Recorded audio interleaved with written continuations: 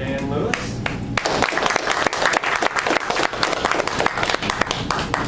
I hope you'll figure out the topic by the time I'm done.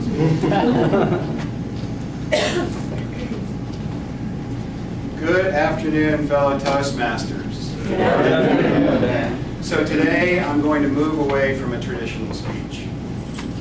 I'm pretty confident that I can write out a good speech, interesting speech, and present it to you. And if I were on the radio or behind a two-way mirror, I could read it and it would hold your attention. My problem has been in the delivery, being able to be myself, be comfortable in front of a live audience. And so today, what usually happens is that my muscles tense up, my throat tightens up, I feel people's eyes on me, and I become like a robot. Get all stiff and I speak lower, and I can assure you I'm not a robot. So today I'm going to tell a story and just be myself.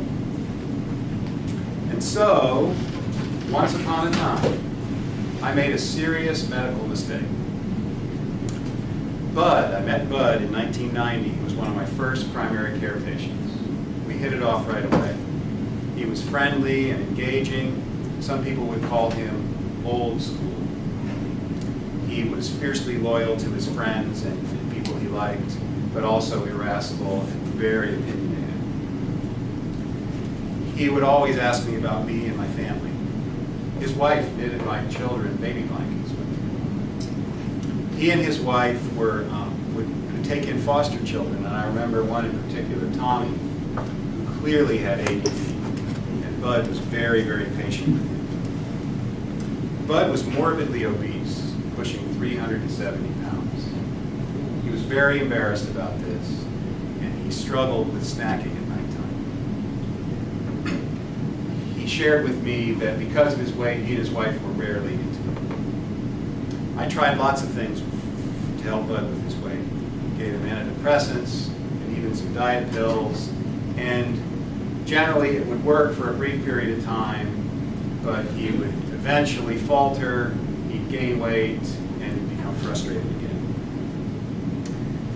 In 1997, Bud liked me well enough that he moved from South Sacramento to the north side of town when I changed my practice up here to full-time addiction medicine. He was one of a handful of primary care patients that I kept because they liked me and I couldn't say goodbye to them and they were okay with moving up here. A few years later, I diagnosed Bud with a rare heart murmur and heart rhythm condition, and we spent a lot of time together as we stabilized him on medication. Bud would always say that I was more than a doctor to him, I was a friend. So a few years ago, I ordered a blood test on my friend Bud that came back as frank diabetes. Now, for whatever reason, and I'm not exactly sure why, I missed this test. Maybe I thought it was for another patient, maybe I was distracted, it came onto my computer screen, but eventually it became buried under the subsequent tests that he had. And it wasn't until 2 years later that another doctor who was consulting on Bud for leg pain discovered the diabetes. So he went untreated for diabetes for 2 years and was starting to have complications. I told Bud, I called him up and we immediately got him started on appropriate diabetic treatment, and I suggested that he have another doctor, a full-time primary care doctor. I told him that I would continue to see him, but that I wanted him to have a full-time primary care doctor. And I did the same thing with all my with the few other primary care patients that I still had. I was truly sorry, and I told that to Bud, and that I had let him down. He asked me to write him a letter summarizing his care. It took me a couple months to do that, and I summarized his care, and I fully admitted that I made a mistake. Bud told me that he wanted the letter for personal reasons, that he would never sue or use it for legal action. So you probably know where this is going. About 6 months later, I was notified of a lawsuit against me about the case. And over the course of a few months, I got to meet with several attorneys and relive my mistake over and over question would always come up: why did you write that letter? And the best answer that I could come up with was, because it was Bud. He was my friend. So my company eventually paid a substantial sum of money to Bud because of the error.